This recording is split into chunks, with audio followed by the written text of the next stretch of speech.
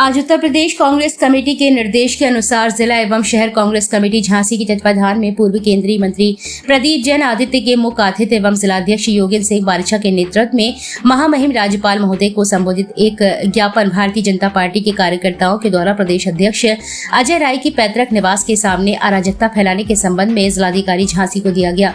इस अवसर पर पूर्व केंद्रीय मंत्री प्रदीप जैन आदित्य ने कहा कि उत्तर प्रदेश ही नहीं पूरे देश में भारतीय जनता पार्टी के कार्यकर्ताओं नेताओं द्वारा अराजकता फैलाने का षड्यंत्र रचा जा रहा है। उन्होंने कहा कि जिस तरीके से भारतीय जनता पार्टी के नेताओं ने प्रदेश अध्यक्ष अजय राय के घर के सामने पुलिस प्रशासन की उपस्थिति में नेता प्रतिपक्ष मान्य राहुल गांधी जी का पुतला फूका, निश्चित ही देश में डर और भय का माहौल बनाकर लोकतंत्र को खत्म करने का षड्यंत्र रचा जा रहा है। उन्होंने कहा कि राहुल गांधी जी सदन में जनता की आवाज बनकर भाजपा के असली चेहरे को उजागर कर रहे थे और भ्रष्ट सरकार द्वारा नीट जैसी उच्च स्तरीय परीक्षा में हुई धांधली और पेपर लीक जैसे मामले को उठाकर देश के युवाओं की आवाज बुलंद कर रहे थे। प्रदेश सचिव मनीराम कुशवाहा ने कहा कि भारतीय जनता पार्टी अब केवल भ्रष्टाचार जनता पार्टी बनकर रह गई है, जिसे उजागर करने वालों को या तो जेल में डाल दिया जाता है या फिर उनके खिलाफ माहौल बना दिया जाता है। राहुल गांधी की जनता की आवाज बनकर भाजपा के भ्रष्टाचार को उजागर कर रहे हैं, जिससे भारतीय जनता पार्टी तिल मिला गई है। इस अवसर पर जिला अध्यक्ष योगेंद्र सिंह ने कहा कि देश में अराजकता फैलाने वाले भारतीय जनता पार्टी के कार्यकर्ताओं और संरक्षण देने वाले पुलिस अधिकारियों के खिलाफ कानूनी कार्रवाई किए जाने की मांग करते हैं, ताकि प्रदेश में शांति व्यवस्था बनी रहे। इस अवसर पर पूर्व जिला अध्यक्ष Chandrashekhar Tiwari, Rajendra Singh Yadav, Raghuraj Sharma, advocate Vivek Vajpayee, Mukesh Agarwal, Shambhu Sen, Neeta Agarwal, C D Lichauriya, Virendra Singh Kushwaha, Deshraj Richhariya, Ashok Kansauriya, Anil Richhariya, Amir Chand R, Sarla Bhadauria, Idris Khan, Afzal Hussain, Pankaj Mishra, professor Iqbal Khan, Rajkumar Fauji, Prakash Kushwaha, Manish Dubey, Santosh Kushwaha, मुखिया हरिओम श्रीवास, प्रदीप गुर्जर, प्रमोद राय, सईदा बेगम, शाहरुख खान, वैभव भट्टा, कालका प्रधान सहित कई लोग मौजूद रहे। आज हमारे प्रदेश सरकार के आह्वान पर प्रदेश कांग्रेस कमेटी के अध्यक्ष के घर के बाहर अराजक रूप से राहुल जी का पुतला फूकना और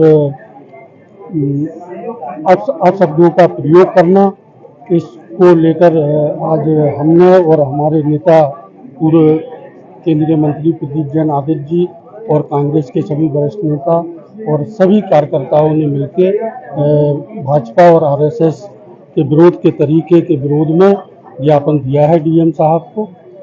झांसी के मामले को लेकर इस चीज में झांसी में जो पुतला जलाया, ऊपर से जैसा भी आदेश होगा हम लोग उसका निर्वहन करेंगे मंत्री जी की प्रदर्शन रहा होगा। पूरे देश के अंदर युवाओं में सरकार के प्रति आक्रोश है, क्योंकि उनके पूरे भविष्य को चौपट कर दिया। जिस तरह से एक एक परीक्षाएं लीक हो रही और किसी भी प्रतिभा को इस देश में न प्रदेश में कहीं सम्मान नहीं मिल रहा। जब देश की सबसे बड़ी महापंचायत में हमारे नेता राहुल गांधी ने युवाओं की आवाज उठाई, इस देश के अंदर बढ़ती हुई बेरोजगारी, किसानों की समस्या और जो आम छोटे व्यापारी हैं, हिंदुस्तान के हर जाति धर्म संप्रदाय के संवैधानिक हकों की आवाज उठाई, तो ये सरकार बौखला गई। और इनकी बौखलाहट आपने देखी कि किस तरह से इन्होंने गुजरात के प्रदेश कांग्रेस कमेटी के कार्यालय पे हमला कराया, अपने आप को अराजकता इन्होंने की, गुंडागिर्दी की। और उसी तरह हमारे कांग्रेस के अध्यक्ष जिन्होंने नरेंद्र मोदी को सोचने पे मजबूर कर दिया कि अब उन्हें उत्तर प्रदेश से राजनीति करना चाहिए या नहीं करना चाहिए, उनके पुश्तैनी घर पर राहुल जी का चित्र जलाया, फोटो जलाई और उत्तेजनात्मक नारे लगाए।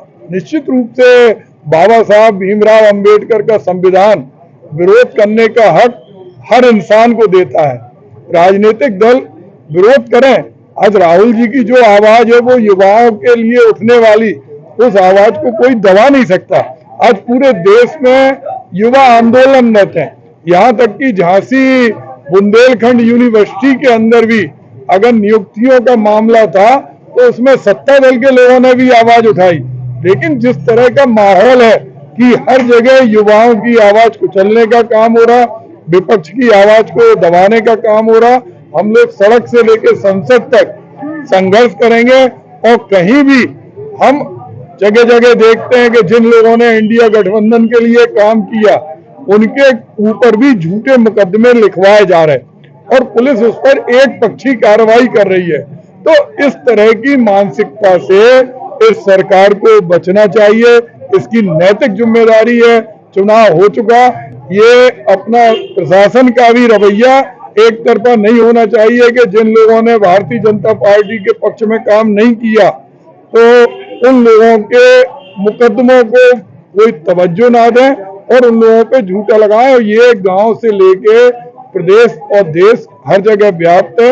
आज इसके खिलाफ हम लोगों ने हमारे जिला कांग्रेस कमेटी के अध्यक्ष भाई योगेंद्र सिंह पारीछा के संयोजन में हम लोगों ने एक ज्ञापन दिया कि प्रदेश सरकार को वो आगाह करें कि इस तरह की घटना की पुनरावृत्ति नहीं।